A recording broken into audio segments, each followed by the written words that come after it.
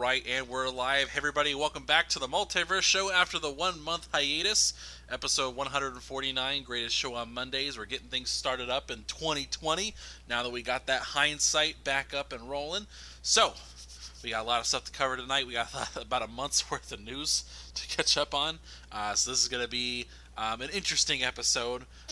Real quick, do our introductions. First off, we have the Titan of Texas himself, Mr. Fame Entertainment. Keeping it simple. Live your whole life with the Mamba mentality. And we got the Baron of Britain, Caesar of Cinema, Mr. James Wilson. I am very tired because it was the Royal Rumble last night and I'm still feeling it. Oh boy. And we have the Don Deletion, the Gaming Gambino, Mr. Mike P. The Truth. Yo, what's going on, guys? Thank you for joining us for another episode of the Multiverse Show. Man, the only thing that I could say after last night is, I mean, the shit that you have going on, this little beefs that you have with other people that's in your family or friends, let that stuff go because life's too short. Yeah, man. And we have our own White Wolf, Mr. Samuel Tolbert. Yeah, it has been way too long, guys. It has been way too long. It feels like it's been like 2 months, even though I know it hasn't quite been that. Way too much has happened, but it's good to be back. Tons and tons of stuff's going on, man. It's been absolutely insane. We got a lot of stuff to catch up on.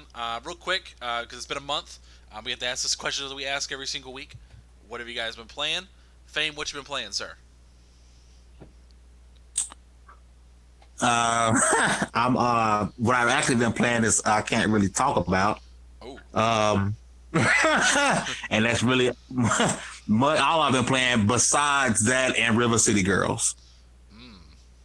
So I've been playing a couple of games that I can't speak of. And the other one is River City Girls. I was actually able to pick up a physical copy from Limited Run at PAX South. And so it was definitely a must buy and a must play. I think you guys would definitely enjoy River City Girls. Good luck trying to get it physically now. It's pretty much sold out, but you still buy it digitally on Switch and PS4. I'm not sure if it's on PC, but definitely you guys should go check it out. All right. And Sam, what you been playing, sir? Easier to say what I haven't been playing at this point. Good grief.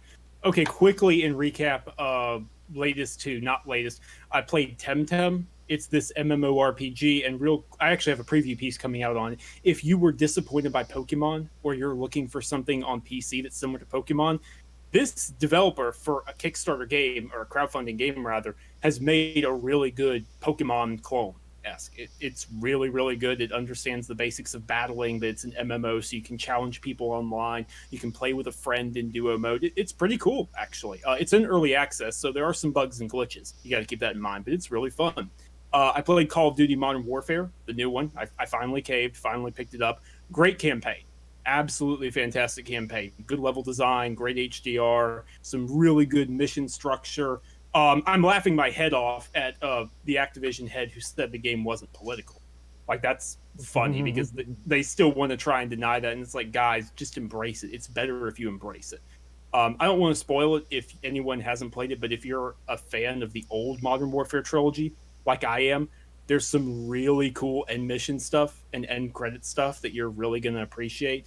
Yeah, I'm looking forward to the next one. I guess the new Modern Warfare 2 in 2021, I guess will be how it works. Yeah, it's really good. And then beyond that, I've been playing a little Death Stranding, a little Gears 5. Yeah, that's pretty much it.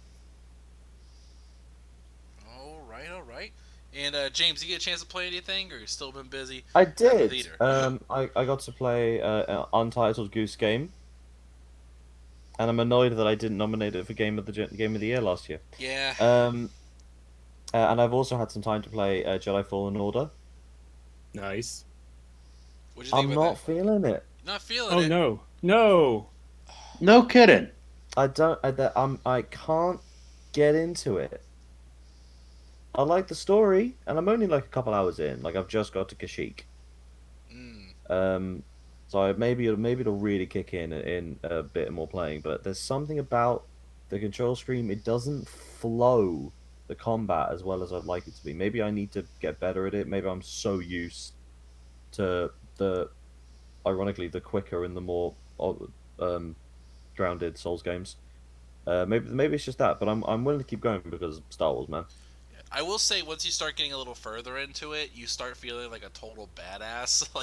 All right. You know how you're playing in one of the other planets? I forget which one it is. It's the new planet that doesn't exist anywhere else. Dathomir? No, not that one. It's one of the first ones where you fight the Walker for the first time. I can't remember what it's called. Whatever. When you go there first time, okay, when you fight like a group of troopers, it's like, okay, you gotta. Oh yeah, It takes a little bit of time to do that. Zepho. Yeah, Zepho, that's what it was. And when you go the first time, you fight like maybe 5 or 6 stormtroopers, and it takes a little bit of time because you gotta weed them down a little bit. No, maybe like 2 minutes, maybe. Mm-hmm. But you can go back at your top level. You're like, nope, flick, just flick them off, gone. Yeah. You're pretty much a badass at the end, and it's actually kind of fun. But yeah, Mike, what you been playing, sir? I got back into Battlefield 5 multiplayer. It's still great. In particular, the new maps for the Pacific Theater are really, really well done. So I've been enjoying that. Other than that, I've been playing some 2K20, and I did pick up and start Link's Awakening for the Switch. Absolutely love it. I had never played the original one, so this is my first time experiencing it. Love the visual style, like that plasticky, diorama type of look that it has going on is really unique. Gameplay is simple, but at the same time, the puzzles are really well done. Overall, I'm really enjoying it. Looking forward to playing it more. Dope. And Sam, Sam, you've already been. I'm a little behind. I'm a little slow. I have not been playing a ton. I've been kind of going back and forth between a lot of different stuff. Fallout 76, still on that. Started playing Assassin's Creed Odyssey again after a 2-year hiatus. That's kind of it. A little bit of Rainbow. That's kind of it for the month. I haven't honestly played all that much. Oh, and Spyro. A little more Spyro. Very cool, chillax game. Very fun. Alright. So we have to do something a little important. So instead of our corporate Chill Sam segment, something happened over yesterday, which a lot of us are still kind of in shock over. Kobe Bryant has died in a helicopter crash, as well as 8 other people, one of which was his daughter. And this is a pretty big loss for a lot of people. I was never really into basketball, but I knew who Kobe Bryant was, and enough so anytime you try to throw something in the trash can as a middle school kid, everyone yelled Kobe, yeah. So that was a thing, and this is huge. I still can't believe he's gone. And we were talking about this earlier. Kobe Bryant is not even just in basketball too. He had critical success. He was a producer on a movie, a short film called, was it Dear Basketball? That was right, James? Yep. Yes, it was Dear Basketball. It won the Academy Award for Best Animated Short Film the last year or the year before. And it is very good. I've seen it. Yeah, just insane. And Fame, I know you were talking before the show what Kobe meant to you. Just if you mind. Yeah, man. Kobe was basketball for me, man. When I growing up as a kid, I was, got faint memories of Jordan in his prime. I clearly remember, the 96 championship, the crossover on Russell and that iconic shot. But I was always a Jordan fan. But when Kobe came into the league, I became a big time Kobe fan, and that made me an actual Lakers fan. To this day, I'm a diehard Lakers fan because of Kobe. As a 9-10-year-old kid, my mom bought me basketball. Ones you can roll out into the street, and we had a pretty big backyard, and I would sit there back to the basket, man, 3, 2, 1 countdown, and I was pretending to be Kobe. At the time, he 19, 20 years old, and I was just at awe of him, and I knew, Kobe was going to be great. I believe it was a playoff game against the Jazz. and a lot of people might not remember this. It was one of the his first time in the playoffs, and it was crunch time. And everybody know now, like you shoot something in the basket, you're Kobe, because you're gonna make it. But when Kobe first came in the playoff game against the Jazz, like he airballed like 2 shots, like in the clutch, and all they did was make him better. Like he took from being known as the kid who airballed shots in the clutch to making anything and wanting the ball and shooting the ball in the clutch. Like that just shows the perseverance and greatness that was Kobe, man. And like I watched every Laker game I could. Living in Dallas Fort Worth, we didn't get a lot of games, but every game that was showed on NBA, TNT, TBS, ABC, NBC. If it was Lakers, I was watching it. I watched almost every game I could. Looked at almost every highlight I could. When I was really into playing basketball, middle school, high school, like I really looked towards Kobe, man. And when I heard he died yesterday, man, it was like losing a family member, because, like I said, I'm a Lakers fan because of him. I'm a basketball fan because of him. Kobe was basketball to me, and I cried all day yesterday, man. I did, and at home and in public, man, I cried because it hurt. That man was basketball to me, so.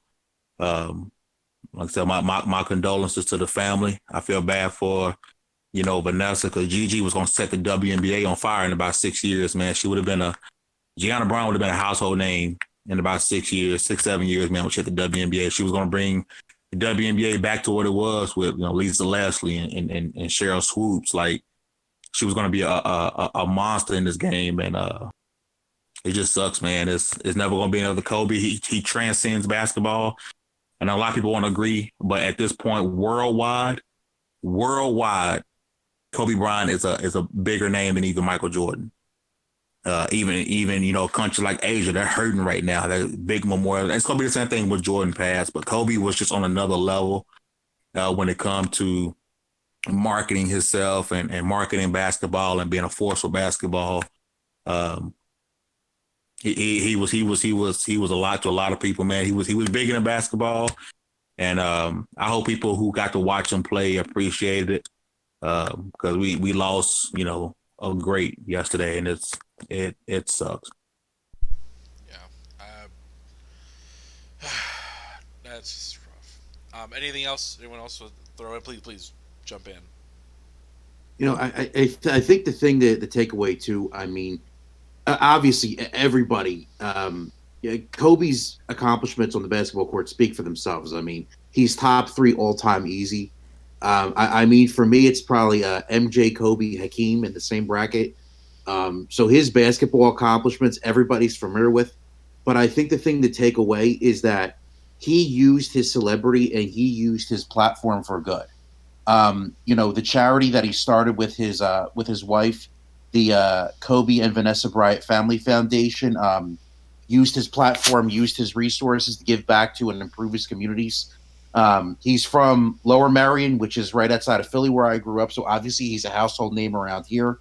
He used his own money to build a new gym for his high school, other charitable work that he's done. So beyond the game of basketball, he used his platform to do good things. And he definitely left a positive imprint on the world. And really, that's another thing that people should be taking away from this.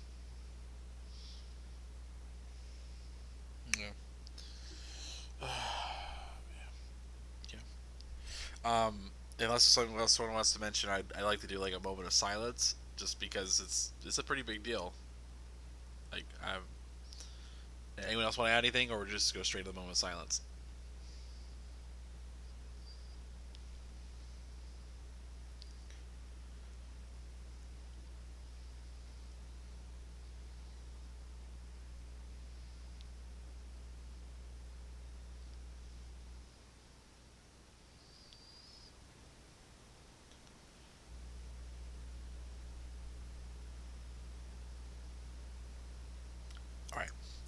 I also want to remind everyone too about the other people who passed as well in this wreck.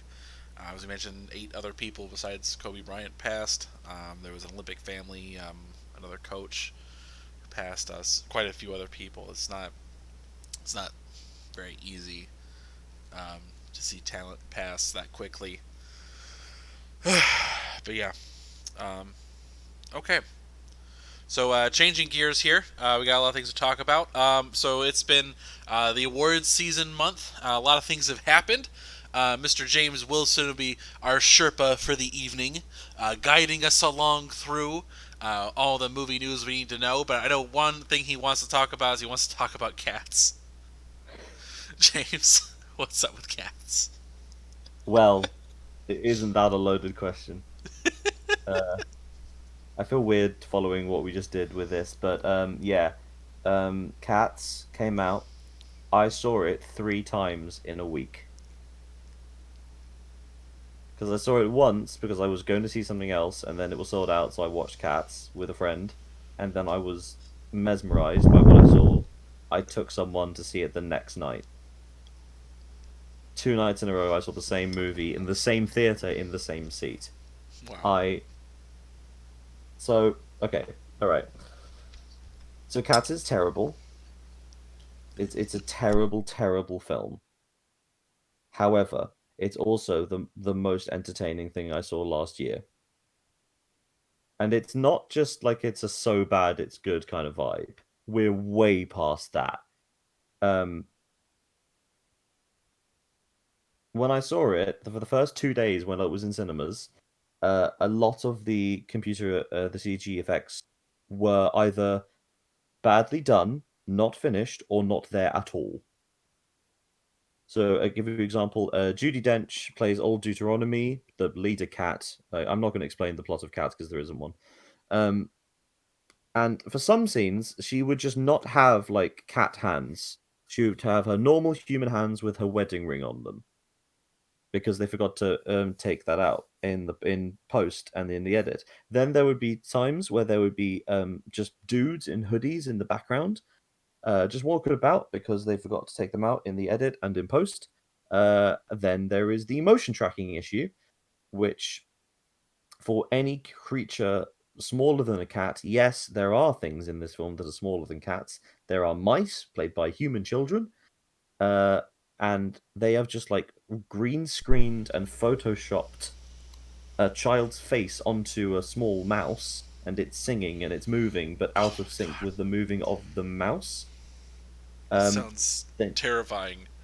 then you also have fully grown people who have their faces on cockroaches, who are marching in time and tap dancing.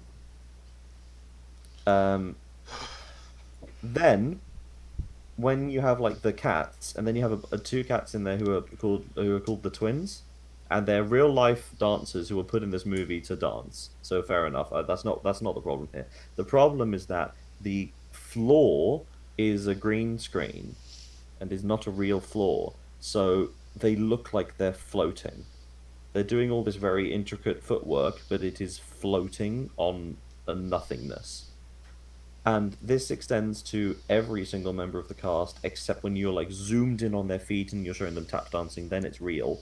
But any wide shot, and I mean any one of them, if there are 10 or more cats on the screen, there will be some cats who are just floating, and their feet are just not touching the ground at all.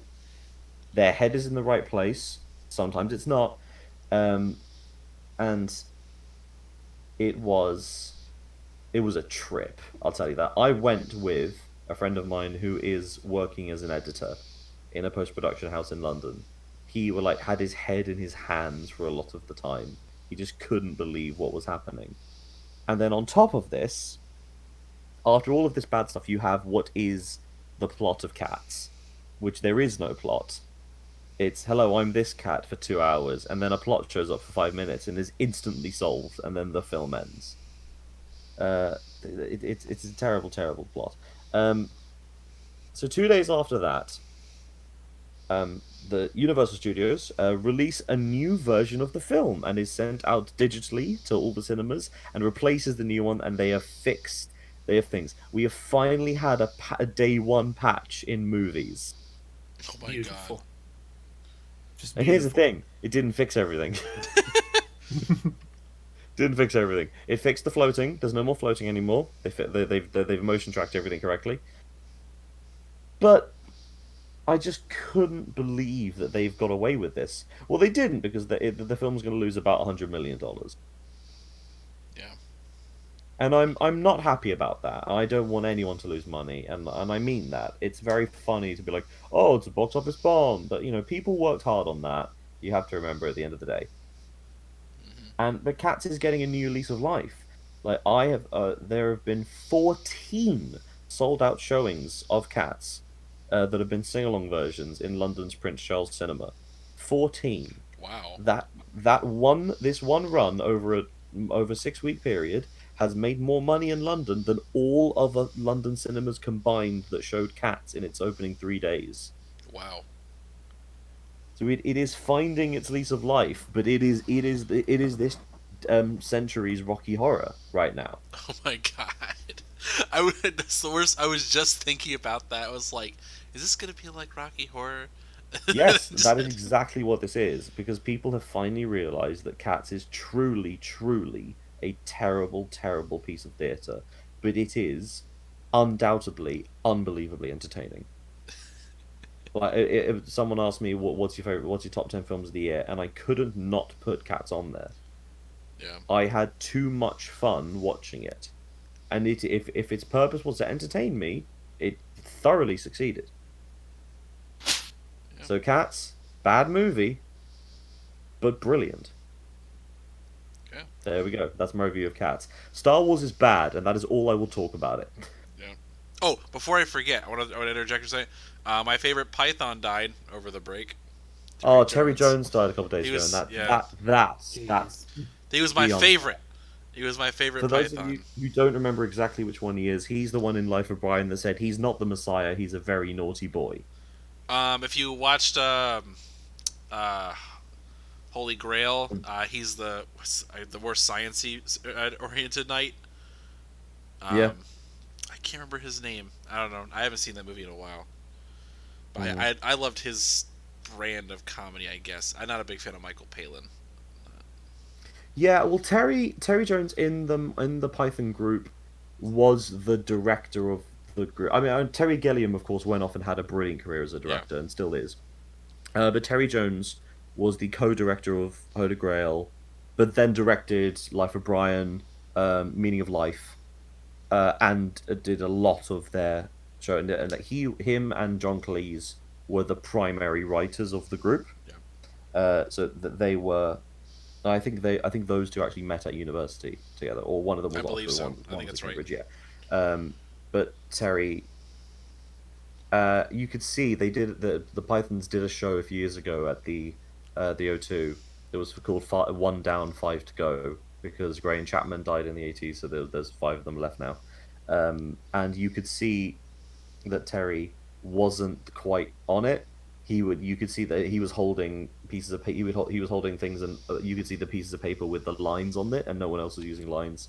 Now we know it's because of his condition, but he was still, yeah. I remember I was very lucky. I got to go to one of those shows, and I got to see the 5 of them on stage together. And as the show was ending, I was filled with this twinge of sadness, being like, "This is the last time those 5 people will ever be in the room together." These 5 people who have created a half a century's worth of entertainment for people. And yeah. All right, movie news. Keep going. Please Yeah. going. Movie news. Well, all the Oscar nominations, all the award season. This crazy short award season happened. And to sum it up, Joker's getting nominated for everything. And I disagree with it. I have had a reevaluation of Joker, and I think it's a bad movie. And I know it's very cool to be like, oh, but actually Joker is a bad movie. But actually Joker is a bad movie. There are things in it that are really, really good. And I think the technical awards that it's nominated for, I think are unbelievably deserved. And Joaquin Phoenix is great. I will happily talk with you, Mike, at some other time when we have more time to go into this. Because I know you are. I can feel you. Just cut him off. Just cut him off at the leg. There are things that it does really well, and then there are things that it does terribly. And when you really think about it, you just think, oh yeah, why is he just doing Joker stuff? And yeah. So the Golden Globes happened and they were a bit crazy. The Academy Awards, it's how many awards are Joker going to win. It's nominated for 11, which is too high. This is just going to be. Did it get nominated for Best Picture? Best Picture, Best Director, Best Actor, Best Adapted Screenplay, Best Original Score, which it will win because that's great.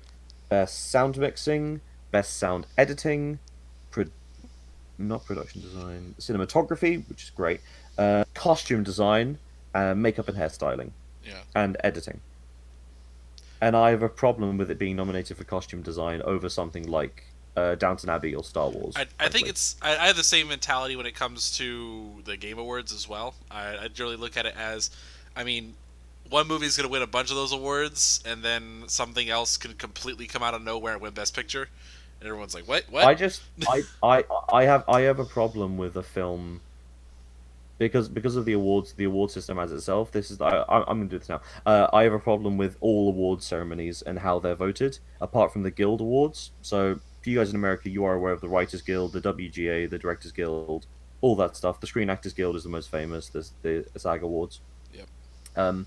They are jury voted, so a jury nominated, I should say. So at like January 1st, if you're in a guild, you either get an email saying you are on the jury for this year.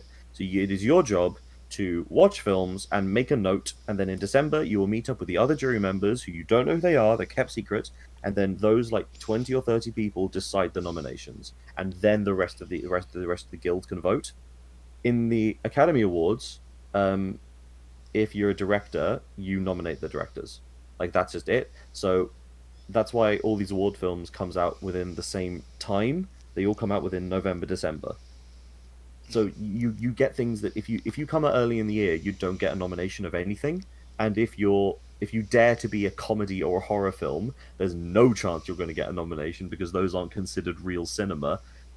Yes, we've got Joker, but that's only because it's a political movement. That's the same reason Get Out got nominated, because it's a political movement.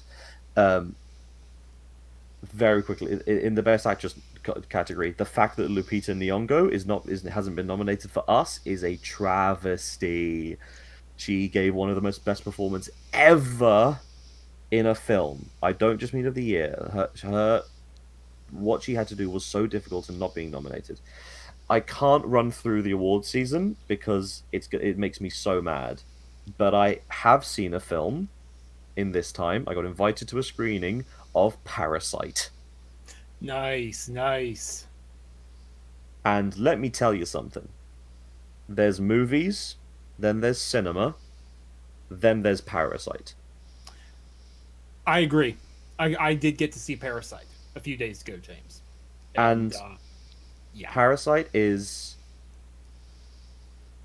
I do this thing a lot when I review films here, and I say, I don't want to tell you too much about the story. I don't want to tell you anything about it. Mm-hmm. Yeah, if you can, know nothing at all. If possible. The most you can know, it's about the wealth inequality and in South Korea. That is the most that you should know about the movie. There are things that this film does...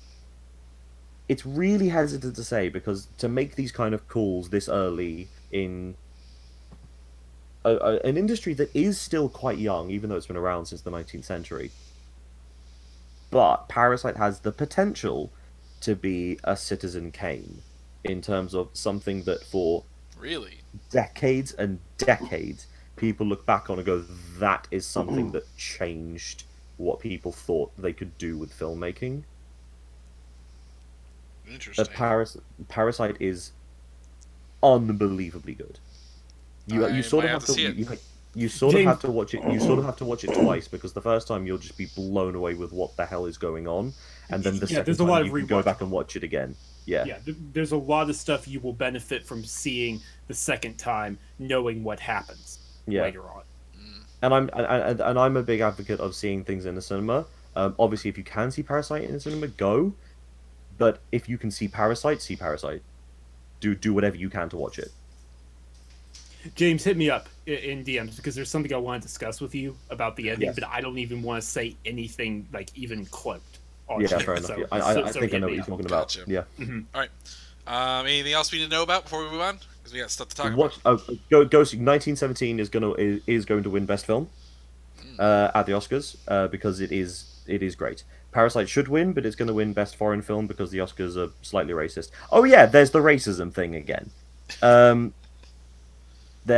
are Oscars and BAFTAs. The BAFTA awards are universally there are very few women and people nominated. People of color nominated. Greta Gerwig. Who's seen Little Women? I didn't see it because I don't like Emma Watson. You don't like Emma Watson? No. Fair enough. I don't really like Emma Watson, but Little Women is fantastic. So has anyone read Little Women? No. A long time ago, dude. It's been Fair enough. It's fine. It's fine. It's fine. I think I did read it, but like for Battle of the Books in middle school, so I never did really read it. Fine. The film, the way that Greta Gerwig, who directed Lady Bird, and is married to Noah Baumbach, who's directed Marriage Story, Greta Gerwig has restructured the story to be. They sort of do a Godfather Part 2 in the sense that they tell you two different narratives going on at the same time, the future and past. And she's basically restructured this movie to be, even though it has a main character, which is Saoirse Ronan's character, it all centers around someone else because she realized that Beth March, one of the sisters, is the emotional heart of the movie. And how this film is directed is way better than anything else in the movie. And to not acknowledge Greta Gerwig, because she's not nominated for Best Director. It's Martin Scorsese, Todd Phillips, Sam Mendes, Quentin Tarantino, and Bong Joon-ho, who all do a very good job. But I think you take Todd Phillips out and replace him with Greta Gerwig. It is offensive. This is she is as important to this film. It's like nominating Death Stranding for Best Game and not Hideo Kojima for Best Game Design or Best Game Direction. Like, it's that intrinsic. Yeah, I could do a whole awards breakdown, but we don't have the time. Yeah. Okay. But yeah, my major pick is 1917 because it's very flashy and it is very good. But obviously, my desire is for Parasite to sweep everything, and it just might. It's that one thing of sometimes in the Oscars you have to be the film that offends people the least. You know, Joker has its detractors and its fans. The Irishman has detractors and its fans. 1917 has its fans. No one dislikes Parasite. So there we go. All right. That's my awards roundup. We will come back every week because it seems like there's an award show every goddamn week now because the Oscars are in 2 weeks. Yep. Okay, so things to talk about. We had a couple games got delayed. So the big one to me, Cyberpunk. I'm very happy it got delayed. I mean, I'm more mad because I pre-ordered it like the week before it got delayed. I was like, man. I pre-ordered it months ago, and all this has done is I've cancelled my pre-order because I'm going to get it on the next gen. Yeah. But they're still getting my money, so in the long run, it doesn't really. I'm okay with it because because they need to delay it. You know, a delayed game is way better than a delayed film. Yeah. People talk about film delays and films getting moved around, but like game delays happen because they need to happen. The one thing that I thought was odd about Cyberpunk getting delayed, Sam, correct me if I'm wrong with this. I'm probably misquoting it. Okay. But I remember seeing a headline from Kotaku, I believe it was, where it said, "There's gonna be crunch because the game got delayed." Wouldn't that alleviate the crunch?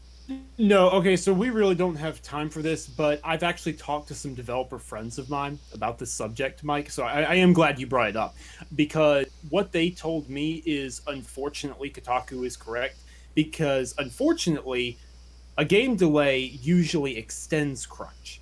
It does, because you've been crunching to get to that point, and so you think, okay, I'm about to be done, we're about to be over with, and it's jokingly called a death march within the industry, because it's just the idea of soldiers marching on and on and on. There's no stopping point. And then you realize, oh, no, we're going to have to crunch to get to this point in reality. So the unfortunate thing is it is entirely possible for a game to both need more time and that be a good thing, while at the same time the crunch ain't gonna end. No, Naughty geez, that Dog is Naughty unfortunate. Dog is the same way with The Last of Us Part 2. So the crunch didn't end with the delay. Geez, that is unfortunate. Yeah. So. And honestly, it was a learning curve for me. I didn't really know that actually before I asked about it, but there you go. All right. So, what else was there? There was the The indefinite. Avengers game. Yeah. Oh, the Avengers. I didn't know about that one. Yep, that got delayed as well, and it's in September, right beside Cyberpunk.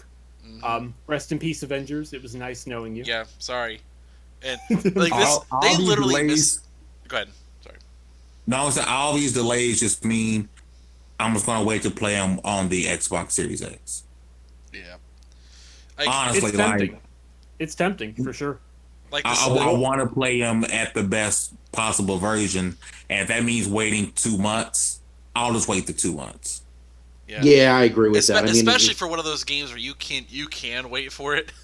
Like it's not like one of your major concern games. Like Cyberpunk, I can't wait that long. I can't do it. So I'll pick it up. And especially because I mean, with this new generation, everything's gonna be backwards compatible anyway. So I don't see a reason why we shouldn't get a free update to Cyberpunk when it goes on next gen.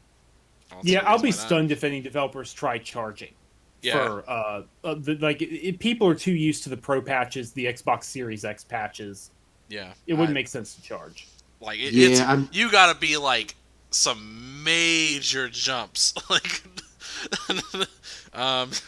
we're talking like if they told me like okay, we're jumping from 30 FPS to 60 or 90, I'd be like maybe I might pay for an update. Maybe. No need to charge for patches when you can do Cyberpunk 2077 remastered in 7 months, and then you can charge $60 for a whole new game. Just like we're going to get The Last of Us Part 2 remastered for PS5. They'll find a way to milk it. I mean, what do you call it then? What do you call? Oh, it was Part 2. I thought you were talking about Part 1 getting remastered again. I wouldn't doubt it. Remaster. Well, I if mean- you count the PC version. Who's going to be shocked if we get another Skyrim? What game? Dying Light 2. Indefinitely Dying Light delayed. 2. I'm Yep. really annoyed about that. Yeah. that one stinks. That game looks really good. I don't think a lot of people understand how good that game is going to be, too. I like the it's fact really they evolved from it being a zombie game to a more of a post-apocalyptic game.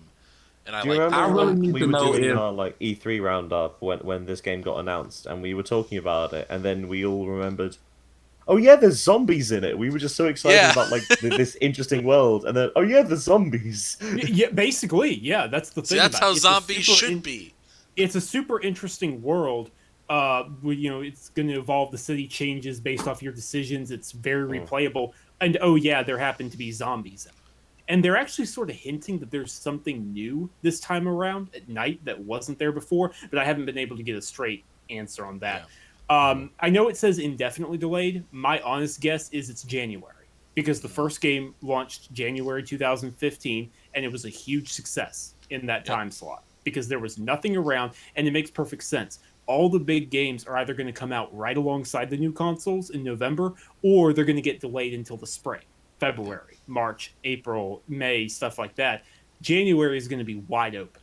So it makes sense. Someone's going to try and be the Assassin's Creed Black Flag of the new generation. Yeah. Someone will. Hey, Yeah. Launched right next to While it. we're talking, what are the chances you guys thinking this Techland purchase is possible?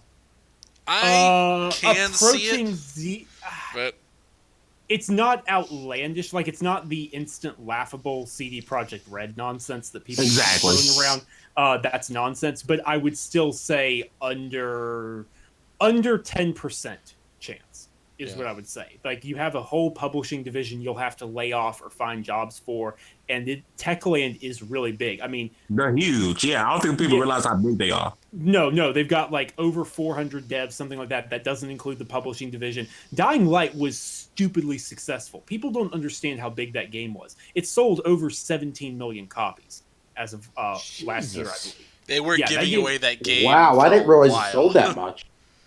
Yeah, but I mean, here's the thing: like, even if a couple of million of those were at $10, $15, it doesn't matter. Yeah, like at that point, at that volume, it doesn't matter. That game was stupid successful. So, yeah, babe, I'm not going to say it's impossible, but definitely highly unlikely. Yeah. But I mean, I am looking at them and like they've got. I don't know how the money is right now because for them, let's see, the games they've made since Dying Light. Let's see, they did the updated Dying Light, they did Dead Island Definitive Collection, and yeah, that last game they made was 2016. That's been 4 years ago. And I mean, dude, like, let me put it this way. Back in 2017, when I talked to them in E3 2017, 2.5 years ago, they literally told us then we delayed our next game by a full year simply because this current one is selling too well. So we want to make sure we support it. Yeah. Like, they and you got to keep in mind in terms of money, they also made some money from publishing deals. Like they published that Torment game from In Exile. They published the Pure Farming game. They published Arise, A Simple Story, last year. Yeah, I'm looking at the list right now, but yeah, so, I mean, I could see it. I could see Microsoft doing it. Do I think it's likely? Maybe a 5% chance for me. Yeah, like that's about right. But I mean, I could definitely see it. I could see it happening, but I don't think it will. So. Like, also, other rumor that came up, because since we're talking about rumors, the Sony's gonna buy ZeniMax, and then Microsoft's gonna buy ZeniMax rumors. Just... No one's buying ZeniMax. That's like that. Hey, by the way, Microsoft's gonna buy EA. Like, those purchases, though they have the money, those purchases are way too outlandish to even think to be real. You know how much money it will cost to purchase ZeniMax? Like, I think they're playing on people being stupid too. They are. Like, they're playing like not knowing what ZeniMax is. And here's another thing. People. It's Bethesda. Yeah. On top of that, ZeniMax is expanding. They expanded the BGS groups all last year and in 2018. They massively are hiring. They opened a Houston studio and a Canadian studio. Yeah, they acquired Human Head Studios, the developers of the original, and this is funny, that 2006 Prey game. They acquired them. They've renamed them Roundhouse Studios. They acquired some Nova Scotia mobile team. Like, they're big. I don't. It's not realistic. The only way Microsoft or Sony would ever step into that arena is if some wild nonsense like Amazon or Google said, "Hey, we're dropping $10 billion on them." Like, okay, maybe in that ridiculous world, then you see some discussion happen. But other than that, no, it's not happening. I think the only way I could see that, even if we would entertain that thought, and exactly what you said, if some big third-party group came in and did some crazy shit. Mm-hmm. Like, if for example, like they used Amazon, like if I said, let's say Google comes in, buys EA. Like, just buys EA total. Yeah. That would be like, oh, crap. You're going to see buyouts happen real quick. But that's an extreme, ridiculous. Yeah, something that's not going to happen. Realistic. Yeah. So, but yeah, it's got to be like, oh crap, we're running out of time here. But yeah, anything else that delayed notably? It didn't get delayed recently, but Watch Dogs got delayed. Oh. Yeah, that wasn't recent. That was a few months ago. Ubisoft basically said, yeah, everything is getting delayed. Lots of Monsters, I think that got pushed back as well. Literally Skull everything. Crossbones or whatever it was called. Yes, Skull and Bones. That was pushed back. If it is a Ubisoft game, it has been pushed back. Is Skull and Bones ever coming out? Yeah, I don't care about it anymore. Yeah. Remember when people called that a Sea of Thieves killer? I remember that. That was funny. That was funny. Who knew that the Sea of Thieves killer at launch would be Sea of Thieves?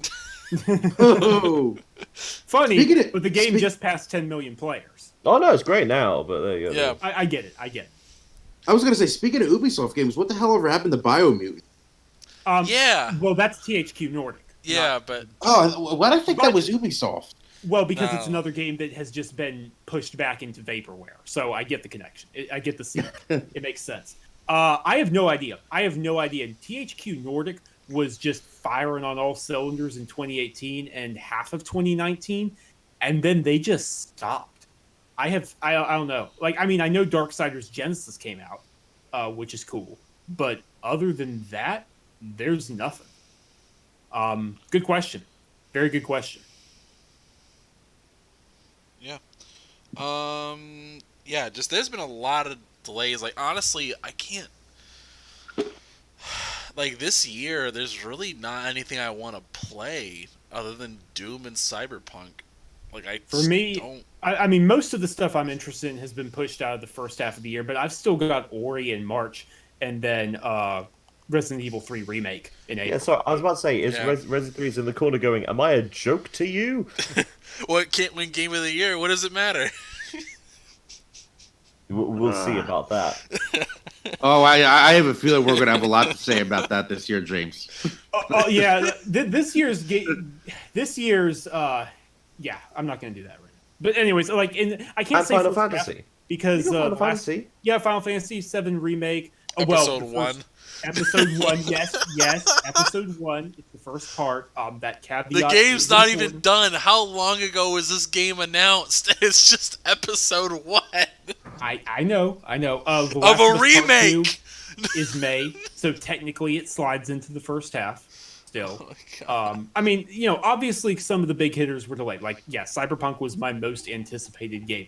Dying Light 2, I was really, really, really looking forward to that. But there's still some good stuff. Ori is going to be big. Ori's going to be really good. Yeah. So Yeah, I got that.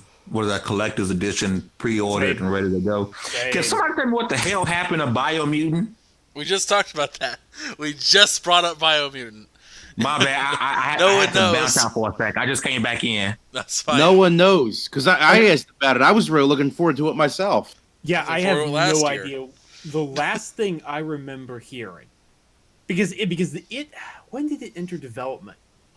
I remember it was really shown off in 2017 and 2018, and it's a small team, and Oh, then God. Early this year, it just dropped off the face of the earth. Because I'm about to cancel my pre-order. Because I pre-ordered a bunch of games before Amazon stopped their 20% off brand new games or whatever. I pre-ordered a bunch of games in, and that was one of them. Well, the thing this is, you is can bad. just keep it because what happened? What is it? So I'm actually looking up just any announcements or release dates. They have THQ Nordic has not updated when the game is going to release since December 30th, 2019. Yeah, that's what I'm saying. That's what I said. Like, it's. And even now, you go to their website, it still says releasing 2019. Ew. This is not I don't good. know. Yeah, that ain't good. That I mean, game it's is really canned. cold in the Nordic countries. Maybe it's just frozen. Yeah, It's bye-bye like Scalebound. Oh, I know Mr. Inferno just had a heart attack. Not again! Not again! Let me breathe. So what do we think will happen first? Dying Light comes out or Stadia dies? Ooh, let's talk about Stadia for a moment. Like, is Stadia dead now? Like, It's not. no one's talked about it since it came out. When was it alive? Yeah. I mean, Launch day? it would have to have. Was it though? I'm not so sure. It was like Schrodinger's Stadia. Is it alive? Is it dead? Who knows? It's worth the console. Somehow Google managed to throw out the cash to acquire Typhoon Games, the makers of that decent-looking Journey to the Savage Planet game, which looks really cool. And I played the E3 preview, but I think I said this on Twitter. If I didn't, I apologize. Google needed to be doing those kinds of moves years ago. They can't just now be acquiring teams. They needed to be investing in their games lineup a long time ago. Jade Raymond is great, but she has to have something to work with. She has to have a portfolio to build on. So, I don't know. Will Stadia manage to limp on for another year? Maybe. Do I think it's going to be here in 3 years? No. Not even remotely. I think the only way they can salvage this thing is they gotta drop that entry price, because right now, okay, now please correct me if I'm wrong, but if I remember correctly, with Stadia you gotta buy a subscription and then buy the games. If you want to play at the highest fidelity and everything, but like you could buy a subscription and play like a couple of you could buy the games without the subscription and play like at 720p 30 or something. But if you wanted to play like at 1080p or 4K, you had to buy the subscription. Dude, I've had one experience with Stadia. We were it was a couple of weeks ago. We were at our Airbnb at PAX South. J Dub brought his laptop. He was like, I want you guys to check out Stadia. It was like, cool. It was in the Airbnb. It was late. We got back, and the internet was decent, I thought, but we could barely get anything played. I'm like, oh, see, this is why streaming isn't a viable source. It should not be a streaming only console, because we can barely get anything to play worth a lick. And I was like, yeah, this is why I could never invest in this console, because what if I want to play offline? What if my internet decides to be bad this day? Because it was absolutely terrible. And I don't see how it could anytime soon streaming being your number one gaming option. Yeah, dude. I mean, we did say the same thing was said about Netflix. Yeah, like, but Netflix didn't introduce themselves like that. It was Netflix was they would deliver like movies to your house by DVD. Yeah, but then they also had, hey, we don't do that anymore. No, that was not you don't overnight. Need much. You don't need much to stream a movie. You know, to stream a game. No, it was not overnight. They introduced the streaming option, because I remember sitting in the office while my parents were watching the Netflix DVD and like trying to watch something on the computer. Like, it was not overnight. It took a couple of years, and eventually they just dropped the delivery service.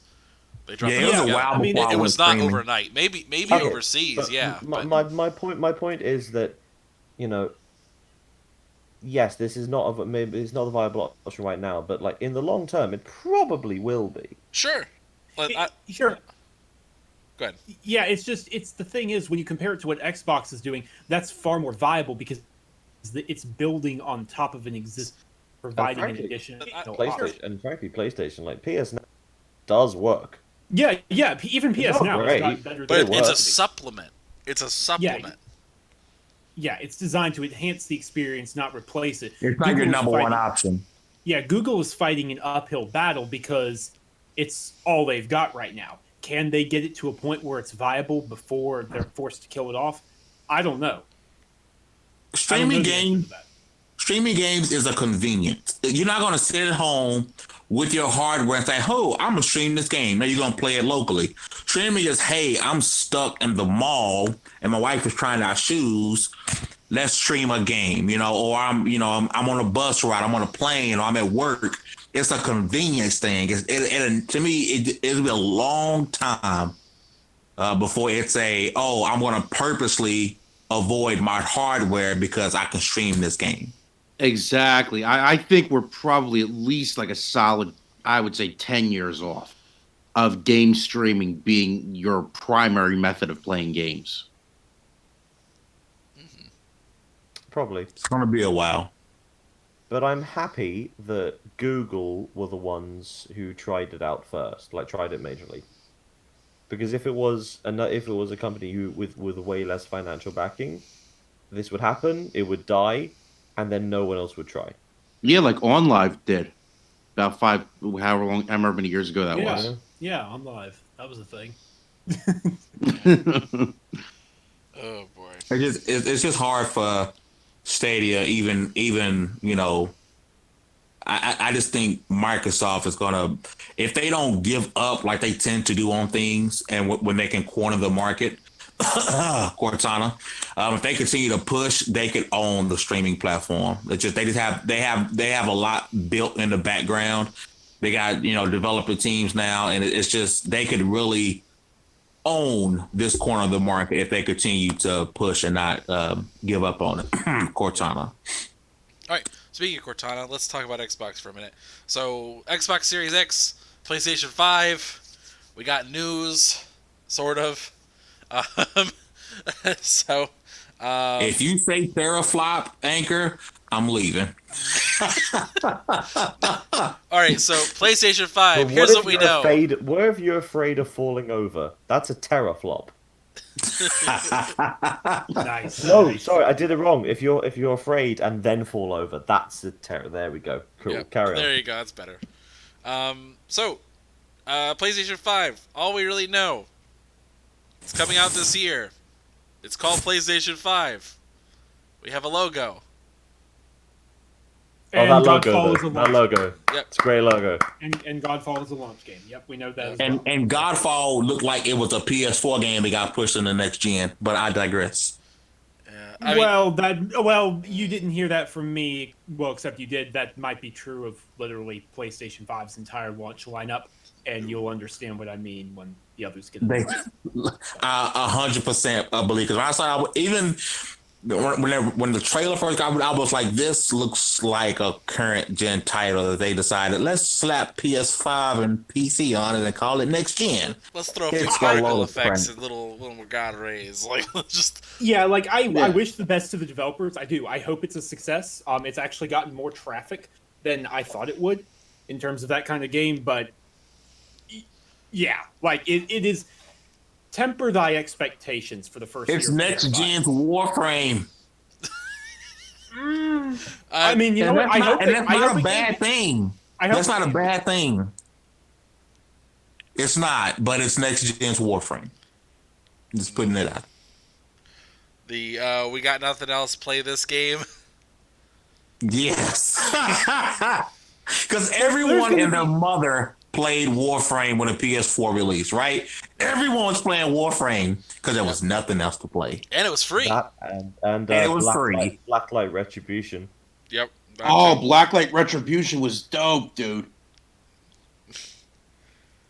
And the panel looked at Mike. Hey man, if you haven't played it, don't knock it. That game was dope. There's It one. was pretty good fun. Yeah, no, because like you had nothing else to play. the big hitters are coming later on. Late 2021 to early 2022 is when you're going to see the big PS5 announced, like the big stuff start coming. Yeah, temper your expectations. Seriously, if you keep your expectations low and you're maybe interested in a long-rumored remaster or something like I am, then you might be excited and you might be okay. Yeah, but that's it. We're still waiting on Sony to say something. I've publicly been of the opinion that they're going to do it the same way they did for the PS4, announce a meeting the very last day of the month. But there's only a We're at couple the of days Super Bowl. left. Yeah, no, they announced it at the Super Bowl. That was a big deal. Mm-hmm. Yeah. But, it's so weird though, because like, okay, when they did that back in 2013, it was like a big deal because I was like, wait, what? This is kind of early. Like, all right, like throw the money for a Super Bowl commercial. Okay, cool, interesting. Like it was interesting, but now it's like it feels like they're late. Like it's so weird. Like, well, I'll tell you why they're late. It feels different this time because Microsoft shocked everybody with that Game Awards done. Honestly, Sony, like, it'll never be said publicly, and people are gonna think it's a biased thing to be saying this. Like Sam was just pointing at, Sony's in scramble mode a little bit. They were not ready for the Series X to be announced and shown. They're in scramble mode.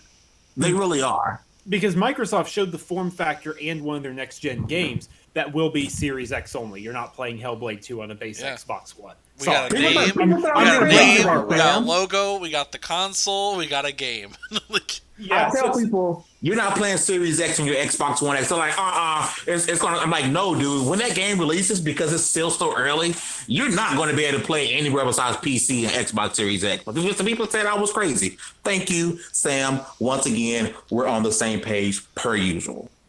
There will be 1 year of cross-gen games. Holiday 2020 from when it first launches to Holiday 2021. Everwild, you'll play that on your Xbox One. Everwild is coming to Xbox One. Anything that comes out in early 2021, but 2022 and beyond, no. Hellblade 2 is not going to be on base Xbox One. Sorry. they're phasing them out year by year. We gotta hang out more often, Sam. You're the only one that knows me. You're the only one that's on the Yeah, same we page do. with me. Yeah. We do, man. But yeah, like wrapping it up, basically, in all seriousness, we are kind of waiting with bated breath for Sony to announce something, anything, because it's an entirely new leadership team. Everyone who made the PS4 what it is either gone or in a completely different position. We only got one guy left, Mark Cerny. Look, he's hanging on there. Shuhei is still there, but he's in charge of it. Three. So I swear, if they show off Knack 3 with the there is a non-zero chance chance of Knack 3 being announced in that horror file. And I can imagine the Mark Cerny meme of him just saying like, like put like an evil evil emperor hood over him. I will make sure everyone plays Knack 3 by having no games for lunch. I can just imagine it. Oh yeah, I don't know, man. I'm definitely of the opinion that for PlayStation 5, I'm waiting. I'm gonna do what I did this gen. I'm gonna jump on the Xbox, play what they got. Whenever they decide to get some exclusives over at PlayStation, and they've been out for a year, I'm gonna swoop in, get a bunch of them on sale, play them, be done with it. So, but yeah, it's gonna take a little more time than usual.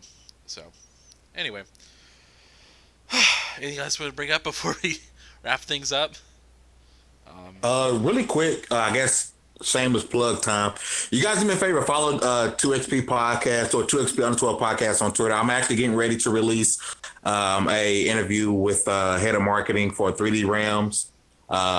Also on that should be tomorrow, and then hopefully on Friday I should be releasing an interview that we're actually getting ready to record with a little game called Swim Sanity. It was actually shown at Nintendo's Direct just recently, and I've been in contact with the developers who are they're actually really cool dudes. I got to meet them, and I'll be doing an interview with them that should be releasing Friday as well. And then also Dungeon Defenders. Got another interview we coming out with them here this week. So I got a lot of stuff getting ready to come out. A lot of stuff with different developers. And also go onto Twitter and look up a game called Greek. It's at Play Greek on Twitter. I'm actually getting ready to get something out with those developers as well.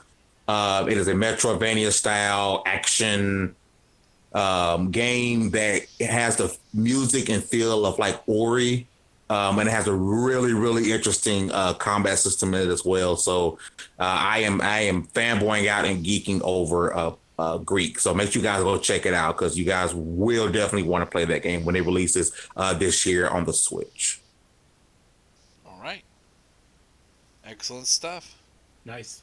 All right, so we'll wrap things up for the show this evening. Real quick, do some of our outro things. As this is the new show for 2020, this is your time for extended outros, where everybody can find you, what you're all about, where you guys put your main content out, things of that nature. We're going to start with Fame. Where can the good people find you, sir? You guys can find me on Twitter at FameENT2K. Also at the 2XP handle, 2XP _podcast. I am the host of that podcast every Wednesday, so you guys can check out both. Like I said, we have a lot of developer interviews that are that are recorded, getting ready to release, and some that we're getting ready to record and to release. So make sure you guys check it out. And it's 2020, and thank you guys for tuning in to the greatest show on a Monday. I've been doing the show for a long time with Anchorman. And I don't see the show ending anytime soon, as long as you guys still have your favorite token on the show. Yeah, buddy! All right, James, where can the good people find you, sir? The good people can find me on the Twitter at James _S Wilson. And I would just like to acknowledge for all the people who follow me, all the stuff I was tweeting yesterday about the Royal Rumble. I will just follow that up by saying, on this day, I see clearly everything has come to life. A bitter place and a broken dream, and we'll leave it all behind, because the Rated R Superstar Edge came back last night. It was amazing. So yeah, Twitter at James _S Wilson. Come talk to me about your favorite Edge moment. All right, Mike? All right, guys. Thank you for tuning in for another great episode of the Multiverse Show. You could follow me on Twitter at The Truth of Mike P. Tweet me what your favorite game is, and I will find a way to shit on it. I promise you. Other than that, you can add me on pretty much everything else at Mike P. The Truth. And you could also check out some of my work on the Lords of Gaming at lordsofgaming.net. All right, and Sam? Yeah, so you can come find me on Twitter at Samuel Tolbert. That's Tolbert. Although I will say this week, if you come follow me and talk to me about movies and games, like I encourage people to do, come do that. Come talk about movies, games, and tech. I may be a little slow. I'm going out to San Francisco for an event this week. I can't talk about what it is yet, but I'll be able to say more. Actually, no, I won't be able to say more next week. I will be able to say more the week after next week. But yeah, so there's an event going on, so I may be a little slow. Don't take it personally if I don't get back to you immediately. You can find everything PC and Xbox related that I write on Windows Central, and PlayStation stuff on Android Central, and Nintendo stuff on iMore. We have a killer team over there. We're rocking 2020 hard so far. All right. So I'm Anchorman V2. You can find me on Instagram, Twitter, Xbox, PlayStation, Nintendo Switch. Well, no, not the Switch anymore. I got rid of my Switch. I sold my Switch. You can also find them on Tinder. not anymore. I'm sorry, Grinder. Oh. No. So, anyway, guys, thank you guys for tuning in to the greatest show on Mondays, where next week we should be having episode 150. So, all right. And thank you guys for tuning in. We are out of here.